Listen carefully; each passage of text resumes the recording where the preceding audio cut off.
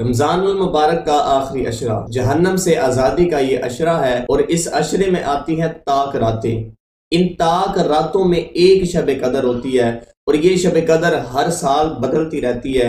کبھی 21ویں شب قدر ہوتی ہے، کبھی 23ویں شب قدر ہوتی ہے، کبھی 25ویں شب، کبھی 27ویں شب، اور کبھی 29ویں شب بھی شب قدر ہوتی ہے۔ اللہ تعالیٰ ہمیں شب قدر کی برکتیں عطا فرمائے۔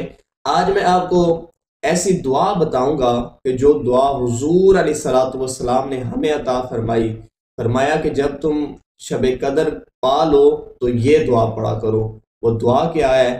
ام عائشہ صدیقہ رضی اللہ تعالی عنہا عرض کرتی ہیں، یا رسول اللہ صلی اللہ علیہ وآلہ وسلم، اگر میں شب قدر کو پا لوں، مجھے علم ہو جائے شب قدر کا، تو میں کون سی دعا پڑھوں؟ تو حضور علیہ الصلوۃ والسلام نے ارشاد فرمایا کہ تم یہ دعا پڑھا کرو، اللہم انکا عفو کریم تحب العفو فاعف عنی۔ یہ دعائے نبوی صلی اللہ علیہ وآلہ وسلم ہے۔